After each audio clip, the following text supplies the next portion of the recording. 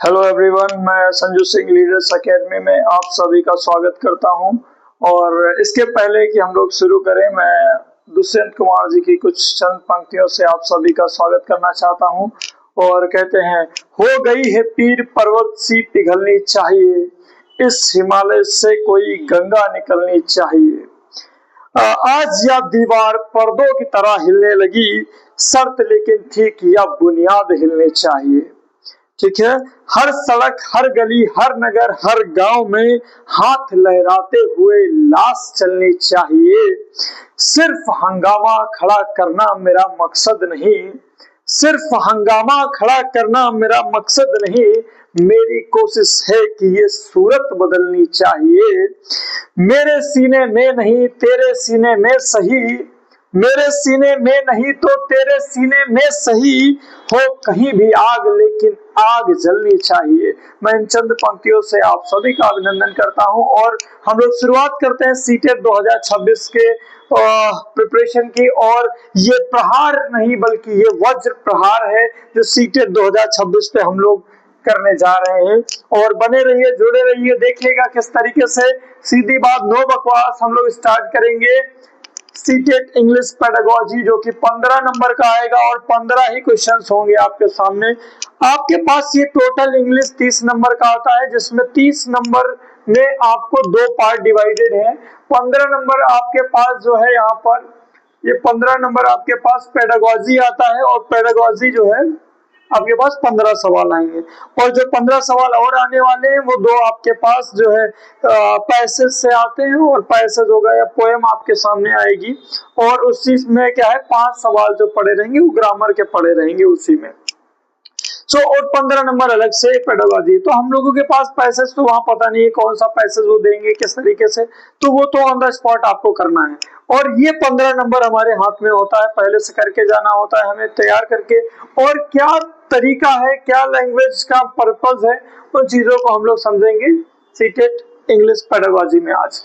अभी इसके पहले मैथ्स की पेडागोजी हो चुकी है, साइंस की पेडागोजी हो चुकी है। आप लोग इसको जरूर दे करके जाइएगा एग्जाम देने जब जाएंगे। Starting with the nature of language. पहली बात क्या है कि इंग्लिश एक लैंग्वेज है और इसका नेचर कैसा है इसको जानना जरूरी है।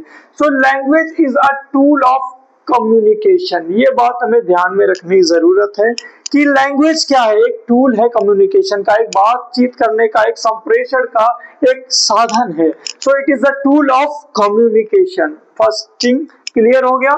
Language is learn through use and interaction. दूसरी बात, जब आपके पास ये ऑप्शंस पढ़ेंगे, जब किसी भी ऑप्शन में ये बातें निकल के आ रही होंगी, तो इस बात को समझिएगा ये आपसे नेचर ऑफ लैंग्वेज के बारे में सवाल कर रहा है। और आपके पास ये पॉसिबल आंसर देखने को मिलेंगे कि लैंग्वेज कैसे सीखी जाती है। तो कैसे सीखना है, यूज एंड इंटरैक्शन से सीखना होता है लैंग्वेज को। Language learning is a natural process. ये क्या है, नेचुरल प्रोसेस है, नॉट अ रूल बेस्ड। इस बात को विशेष ध्यान दीजिएगा कि ये हमारे पास रूल बेस्ड नहीं है, बल्कि ये कैसी है, नेचुरल प्रोसेस से सीखी जाती है। याद रखिएगा कैसे, नेचुरल प्रोसेस से सीखी जाएगी, नॉट अ रूल बेस्ड नहीं है। इस बात को कंफर्म कर लीजिएगा दिमाग में अभी कि नेचर में हम लोगों ने 3 बातें कर ली। That is first thing is key tool of communication है। दूसरी बात हमारे पास कैसे लर्न करी जानी चाहिए, यूज एंड इंटरैक्शन से।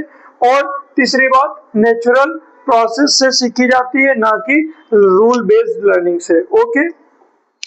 हमारे पास दूसरा पॉइंट जो है, जो हमारे पास सिलेबस में पेडागोजी में है कि what is the objective of teaching English. English को टीचिंग के क्या ऑब्जेक्टिव्स हैं। दे वांट टू डेवलप, क्या डेवलप करना चाह रहे हैं, LSRW स्किल्स। ये LSRW क्या होता है अभी आगे आपको बताऊंगा, लेकिन अभी यहाँ पर बता देता हूँ। L का मतलब होता है लिसनिंग, ये होता है लिसनिंग। ठीक है, लिसनिंग फर्स्टली जो पहला स्टेप होता है लिसनिंग होता है। और दूसरा स्टेप जो आपके पास आता है एस, और एस का मतलब होता है स्पीकिंग। पहले आप सुनते हैं और फिर आप बोलना शुरू करते हैं। फिर इसके बाद आपके पास आता है आर, आर का मतलब होता है फिर आप पढ़ना शुरू करते हैं। ठीक है, पहले आपने सुनना शुरू किया, फिर आपने बोलना शुरू किया, फिर आपने पढ़ना स्टार्ट किया, फिर उसके बाद आप लिखना शुरू करते हैं। ये राइटिंग आता है फोर्थ ऑप्शन। सो इस तरीके से क्या है, रीडिंग के बाद राइटिंग, ये स्टेप्स है। सो डेवलप क्या करना है, LSRW skills. Okay clear, I think सबको क्लियर हो गया। इनेबल इफेक्टिव कम्युनिकेशन, ये जो ऑब्जेक्टिव क्या है इंग्लिश टीचिंग का, आपको इफेक्टिव कम्युनिकेशन देना, इसका एक पर्पज है कि आप अच्छे से कम्युनिकेट कर सके, अपनी बातों को कह सके, अपने आप को जाहिर कर सके, ठीक है। Build confidence and fluency, this is the third step, कि आपके अंदर कॉन्फिडेंस एक लेके आता है एक जो है, और फ्लुएंसी देता है ये, ठीक है।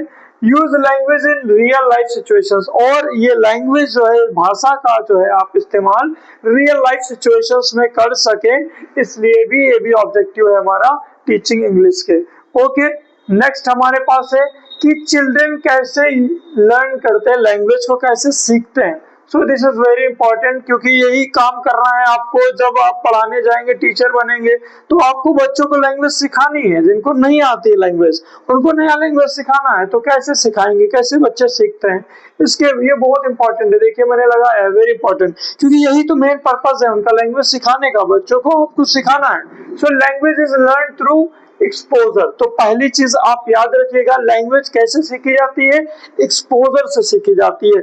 जैसे आप वातावरण में रहेंगे, ज्यादा आप न्यूज़पेपर, इंग्लिश के न्यूज़पेपर पढ़ेंगे, इंग्लिश की मैगजीन्स पढ़ेंगे, इंग्लिश में थोड़े थोड़े वर्ड से कम्युनिकेट करेंगे, आपको ये एक ऐसा एनवायरनमेंट दे देंगे, क्लास में बनाएंगे, सो इससे क्या होगा, लैंग्वेज डेवलप हो जाएगी, ठीक है। सो अभी हम लोगों ने जैसे देखा था, listening, speaking, reading and writing, LSRW, ये स्किल्स है, ऐसे सिखाना होता है।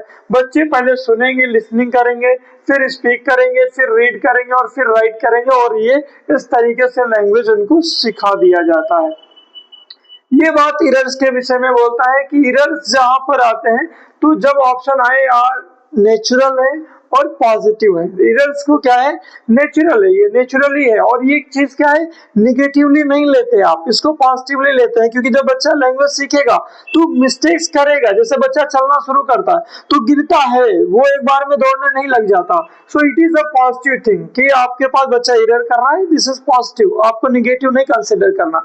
वहां पर क्या है, ये ऑप्शन अगर आता है तो आपको सही मानना पड़ेगा उसको। Mother tongue helps in learning English, कोई भी एक लैंग्वेज जो आप मदर लैंग्वेज होती है, तो जैसे बच्चा हिंदी मीडियम का बच्चा है और उसको लैंग्वेज सीखनी इंग्लिश, तो उसकी कौन सी लैंग्वेज उसको हेल्प करेगी, असिस्ट करेगी, तो उसकी मदर टंग जो होती है, वो बच्चे को क्या होता है, कोई भी लैंग्वेज हो, कोई भी दुनिया की कोई भी लैंग्वेज हो, उसको सीखने में मदद करती है ये मदर टंग। दैट्स व्हाई ये बहुत इंपॉर्टेंट है। और आपने देखा हाउ चिल्ड्रन लर्न लैंग्वेज, ये पॉइंट्स आप याद रखिएगा। सीधे सीधे क्वेश्चंस वहां पर आएंगे, और जो भी ये आपको बातें बताई जा रही है ना, बहुत इंपॉर्टेंट है।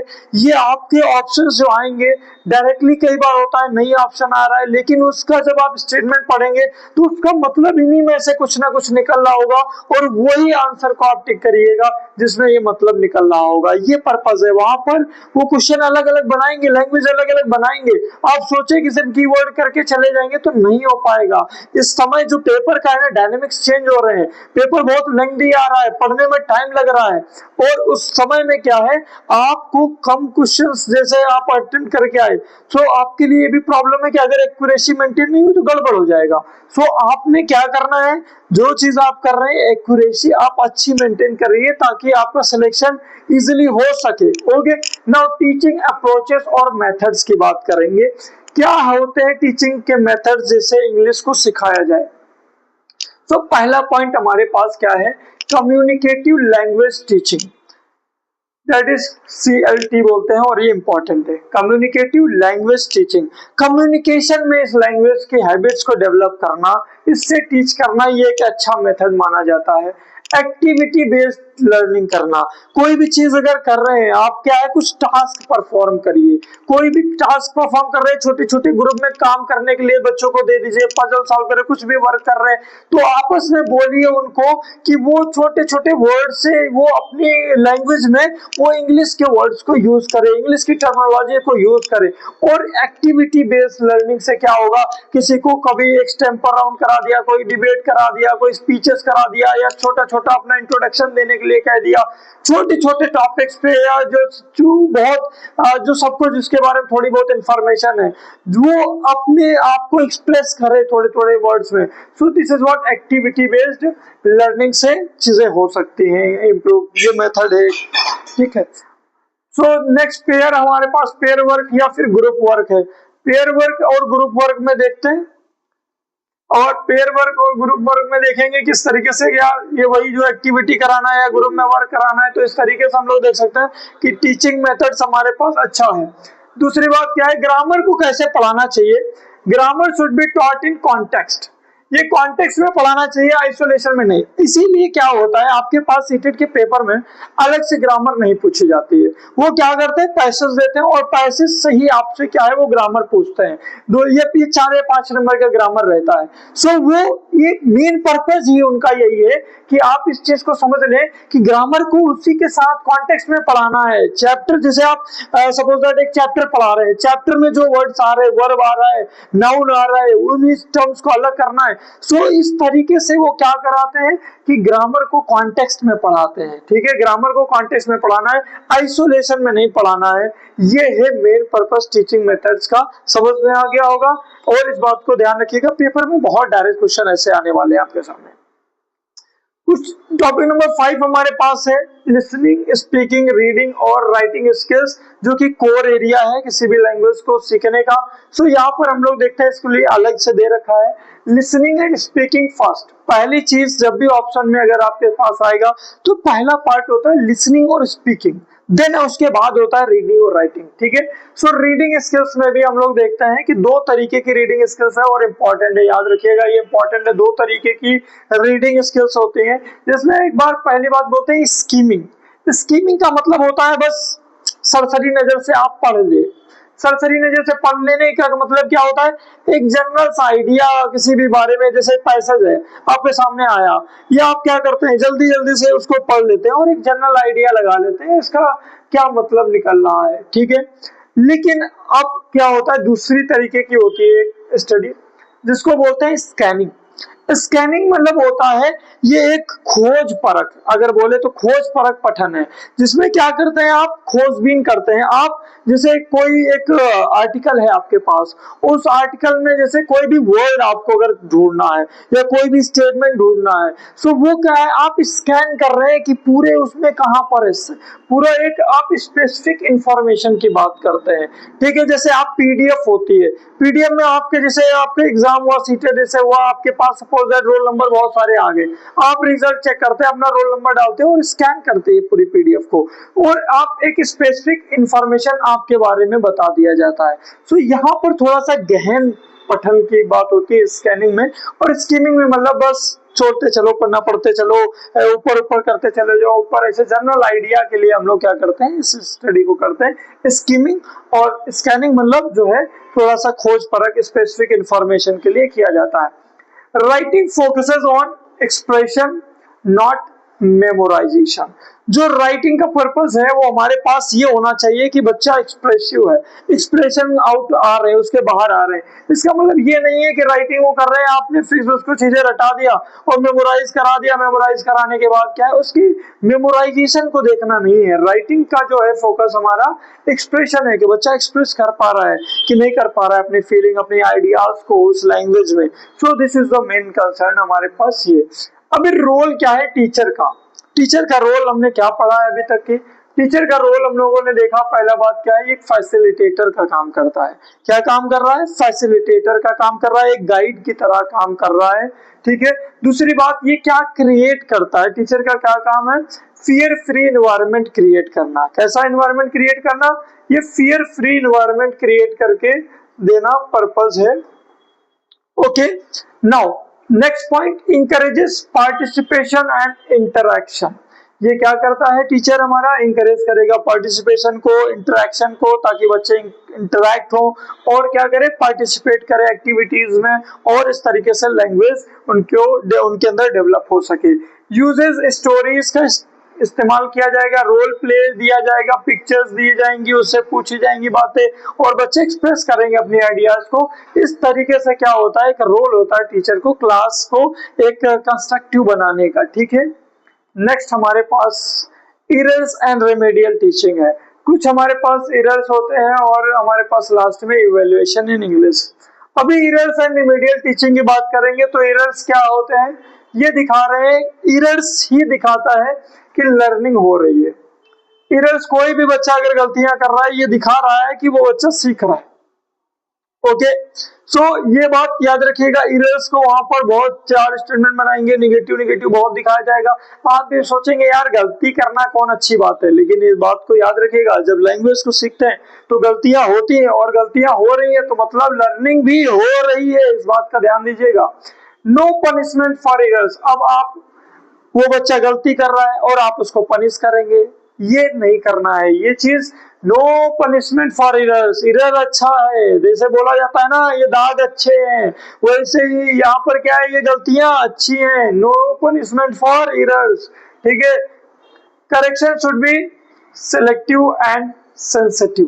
कैसा करेक्शन होना चाहिए, सेलेक्टिव होना चाहिए और सेंसिटिव होना चाहिए। किस तरीके से को बच्चे को करेक्ट करना है, किस तरीके को उसको बताना है, किस तरीके की उसकी जरूरत है, अकॉर्डिंग टू नीड उसको क्या है उसी तरीके से उसको करेक्ट करना है, ठीक है। Remedial teaching for weak learners. कोई बच्चा कमजोर है, हर एक का लर्निंग पेस अलग अलग होता है, उसका स्पीड अलग अलग होता है, तो इसलिए क्या है कुछ कमजोर बच्चे हैं जो अभी इतना अच्छे से लैंग्वेज डेवलप नहीं कर पा रहे जितना और सारे लोग कर पा रहे हैं। सो इसलिए क्या है जो वीक बच्चे हैं उनके लिए क्या है रेमेडियल टीचिंग का प्रोविजन करना एक अच्छा इंडिकेटर है, ठीक है। ये सारी बातें हमारे पास हो गई। Next evaluation in English. Evaluation कैसा होना चाहिए इंग्लिश में, सो इवैल्यूएशन हमारा जो होना चाहिए वो कॉन्टिन्यूअस एंड कॉम्प्रिहेंसिव इवैल्यूएशन होना चाहिए, CCE बेस्ड होना चाहिए, कॉन्टिन्यूअस एंड कॉम्प्रिहेंसिव इवैल्यूएशन होना चाहिए। फोकस किस चीज पे फोकस होना चाहिए, फोकस उसकी परफॉर्मेंस पे होना चाहिए। हमें पर्टिकुलरली क्या है हमेशा इस बात को ध्यान रखना होना चाहिए कि बच्चा कैसा परफॉर्म कर रहा है, एवरीडे उसका परफॉर्मेंस ट्रैक करने की जरूरत है। और फिर एक हम वीकली फिर मंथली उसको ट्रैक करते हैं किस तरीके से लैंग्वेज एक्विजिशन वो कर पा रहा है, लैंग्वेज कैसे उसके अंदर डेवलप हो पा रही है। सो उसकी परफॉर्मेंस से ही हम लोग पता लगा सकते हैं। तो फोकस ऑन परफॉर्मेंस होना चाहिए। इसके लिए क्या करेंगे, ओरल टेस्ट होंगे, प्रोजेक्ट्स दिए जाएंगे, एक्टिविटीज पर प्रिफर्ड करी जाएंगी और इस तरीके से बच्चे के अंदर क्या करेंगे हम इवैल्यूएशन करेंगे, ठीक है। Not only grammar based written test. हमें क्या है ऐसे टेस्ट नहीं बनाने हैं जो कि सिर्फ ग्रामर ओरिएंटेड हो या रूल बेस्ड हो, ऐसी चीजें नहीं करानी है। हमें क्या कराना है, ये सारी चीजें होनी है, कराइए आप, लेकिन सिर्फ इसी पे फोकस नहीं होना चाहिए। देखिए लिखा नॉट ओनली, शब्द जहां पर लिखा हो ओनली वहां पर आप सतर्क हो जाइएगा, क्योंकि हर एक चीज का एक ही तरीका नहीं होता, ओनली मेथड नहीं हो सकता किसी भी चीज का। सो यहाँ पर डाइवर्स जो बोले तो चिल्ड्रेन है और diverse children in the sense of कि उनका लर्निंग पेस अलग अलग है। सो एक ही मेथड हर एक चीज पे जो है एप्लीकेबल नहीं होगा। सो इस तरीके से हम लोग देखेंगे कि ग्रामर बेस्ड टेस्ट ही नहीं बल्कि हर तरीके से आपने देखा इस तरीके से होना चाहिए। Now we are into the most important keywords जो CTET CTET loves what are the main keywords. अगर पहली बात जो आउटकम निकल के आया अभी तक की वो ये आया, कम्युनिकेटिव अप्रोच रखना है। पहली बात क्या है, जब सीटीटी जो सीटेट का ये पेडागोजी इंग्लिश का करेंगे, so main thing is that, इस बात को इस याद रखिएगा, कम्युनिकेटिव अप्रोच होना चाहिए, बातचीत का एक मेथड होना चाहिए, तरीका होना चाहिए, उसी से हमें इंग्लिश सिखानी है, पहली बात। दूसरी बात है क्या है, एक्सपोजर एंड इंटरेक्शन। हमें क्या करना है, एक एक्सपोजर देना है, एक ऐसा वातावरण बना के देना है, एक ऐसा इंटरेक्शन कराना है, आपस में करना है और आपस में बच्चों को कराना है, जिससे क्या हो जाए कि ये बच्चा क्या हो जाए उस इन्वायरमेंट में सीखेगा, ठीक है। दूसरी बात होगी। तीसरी बात कॉन्टेक्चुअल ग्रामर। ग्रामर को आइसोलेट करके नहीं पढ़ाना है, ग्रामर को कॉन्टेक्स्ट के साथ पढ़ाना है। कोई अगर पैसे दे, कोई चैप्टर है, कुछ भी है, तो उसी से रिलेट करके ग्रामर के रूल्स को, जो ग्रामर के कॉन्सेप्ट्स हैं उनको हमें बताना है, ठीक है। नेक्स्ट हमारे पास क्या है, फियर फ्री क्लासरूम। हमारी जो क्लासरूम होना चाहिए वो कैसी होना चाहिए, फियर फ्री होना चाहिए, भय मुक्त होना चाहिए। कोई बच्चे के अंदर डर नहीं होना चाहिए, हर बच्चा एक्सप्रेसिव, ताकि अपनी बात को एक्सप्रेस कर सके, ठीक है। इसलिए जब तक एक्सप्रेस नहीं करेगा तब तक कि वो लैंग्वेज सीख नहीं पाएगा, डेवलप हो नहीं पाएंगी, वो कॉन्फिडेंस नहीं आ पाएगा उसके अंदर, वो प्रोनाउंसिएशन बहुत सारी चीजें सीख नहीं पाएगा। सो आपके लिए पहला पॉइंट ये रहेगा कि फियर फ्री क्लासरूम बनाना एक आपकी जिम्मेदारी। टीचर एज अ फैसिलिटेटर, ये एक आपका रोल जो क्लास में होगा वो क्या है, टीचर एक फैसिलिटेटर की भूमिका में होगा। तो जब भी आप पेडागोजी सेक्शन करिए, आपको एक जो बात बताता हूँ वो इम्पोर्टेंट है, और वहां पर अपने आप को रख के देखिएगा, सारे आंसर्स आप सही टिक कर लेंगे। वो क्या है कि आप अपने आप को एक टीचर की भूमिका में देखिएगा, वहां पर एक स्टूडेंट की भूमिका में देखेंगे तो कभी भी आप सही सवाल का जवाब नहीं कर पाएंगे। सो आपको क्या करना है, एक टीचर की तरह देखना है खुद को, और एक डेमोक्रेटिक इन्वायरमेंट क्या होता है, जैसे हर एक बच्चे के जो व्यूज हैं, जो आइडियाज हैं, उन सबको रिस्पेक्ट करते हुए आपको क्या है, ऐसा एक क्लासरूम बनाना है जहां पर आप एक फैसिलिटेटर की तरह काम करेंगे, गाइड की तरह काम करेंगे, एक कंस्ट्रक्टिव क्लासरूम बनाएंगे। इस तरीके से आपके पास जब कहीं भी ऐसी चीजें आती हैं, ये इंपॉर्टेंट है, आप इसको टिक करिएगा, सही ही होंगी ज्यादातर, ठीक है। ये कुछ बातें लिखी है जिनको आपको अवॉइड करना चाहिए ड्यूरिंग द, आपके पास जब क्लास में होंगे तो आप ये चीजें अवॉइड करेंगे। ये मत सोच के जाइए पेपर में करने के लिए हम इतना कर रहे हैं, ये हमें क्लासरूम में ऐसा परफॉर्म करना है। क्लासरूम में हमें सीखने की आवश्यकता है कि जब हम क्लासरूम में होंगे, जब भी हम जो भी भविष्य में कभी भी हम अगर अभी पढ़ाएंगे या टीचिंग में जाएंगे या स्कूलों में जब भी कहीं होंगे, तो आपको ये बातें ध्यान में रखनी है, इसीलिए वो आपसे ऐसी बातें पूछ रहा है कि आपको आनी चाहिए। सो पहली चीज क्या है, ऑलवेज अवॉइड, आप रोट मेमोराइजेशन को आप अवॉइड करेंगे, क्योंकि इससे क्या है, पूरी क्यूरियोसिटी खत्म हो जाती है। क्योंकि बहुत सारी क्यूरियोसिटी, जो उसका जो क्रिटिकल जो थिंकिंग है, क्रिएटिव थिंकिंग है, वो सारी चीजें पोटेंशियल खत्म हो जाता है रोट मेमोराइजेशन में। इसलिए इस चीज को क्या करना है, आपको अवॉइड करना है रोट मेमोराइजेशन को। दूसरी चीज क्या है, ट्रांसलेशन ऑफ एवरी सेंटेंस। अब आपने क्या किया, अगर ट्रांसलेशन कर रहे हैं, हर सेंटेंस का ट्रांसलेट करके आप इंग्लिश सिखाएंगे तो वो कभी भी वो सही तरीका नहीं होता। Translation is not a method कि आप हर एक चीज को ट्रांसलेट करेंगे। आपको एक ऐसी लैंग्वेज डेवलप करनी है, जो डेवलप करनी है, एक्सप्रेशन खुद से अंदर से आना चाहिए, वो शब्द इंग्लिश का खुद से अंदर से निकलना चाहिए, ना कि वो हिंदी में आ रहा है फिर ट्रांसलेट करके आ रहा है। तो बच्चे को इस तरीके से सिखाना है, और ये हमें बढ़ावा नहीं देना है। ट्रांसलेशन ऑफ एवरी सेंटेंस कभी भी सही ऑप्शन नहीं है। ग्रामर रूल्स फर्स्ट, अगर कभी भी आप चीजों को करा रहे हो, ग्रामर के रूल्स को आप पहले करा दे रहे हैं, ये भी एक अच्छा तरीका नहीं है। ग्रामर को कॉन्टेक्स्ट में पढ़ाना है, आपको पहले ही बताया गया।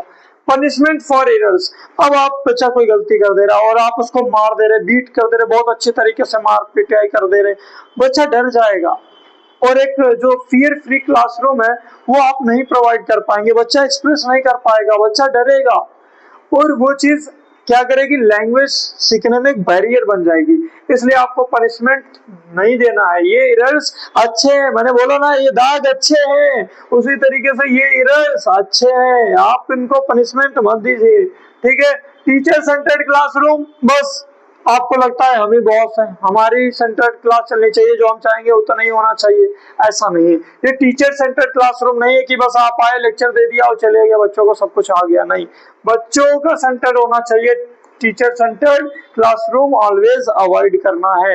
यहाँ पर बच्चा ही हर एक चीज में जो है मेन इंपॉर्टेंट रोल प्ले करते दिखाई देना चाहिए, क्योंकि ये न्यू एजुकेशन पॉलिसी में जो फोकस मेन है वो लर्नर पे है, ना कि टीचर पे। So it is learner centric, it is child centric, not teacher centric. So अभी तक की ये बातें आई थिंक सबको क्लियर हो गई हैं, और इसी के साथ हम लोग ये जो सीडीपी का जो सीटेट का हमारा जो इंग्लिश पेडागोजी सेक्शन है वो कंप्लीट हो गया है, और हम लोग अभी इसके पहले मैथ्स का कर चुके हैं, साइंस का कर चुके हैं, और ये हमारी तीसरी पेडागोजी हो गई जो इंग्लिश की 15 नंबर की। सो 10 नंबर साइंस, 10 नंबर मैथ और 15 नंबर ये हो गया। सो 15 और उधर 20, और ये हमारे पास 35 मार्क्स की पेडागोजी हो गई है, जो कि हमें करना क्या है, 90 मार्क्स का पेपर करना है। ये सेक्शन हमारा स्कोरिंग सेक्शन है, इसको छोड़ के नहीं आना है। सो इस तरीके से हम लोग क्या है, अगले अपने पेडागोजी में जो भी आपका रहेगा, हिंदी इंग्लिश कुछ भी है, सो उस तरीके से हम अगले जो है लेक्चर में हिंदी पेडागोजी को करते हुए दिखेंगे। फिर उसके बाद हम लोग जो हिंदी उसका जो सोशल साइंस, उसका साइंस का, मैथ्स का जो मेन कोर्स सब्जेक्ट है और सीडीपी है, उसके लिए हम लोग हाजिर होंगे, मिलेंगे। तो अभी के लिए मैं आप सभी से अलविदा चाहता हूँ, धन्यवाद।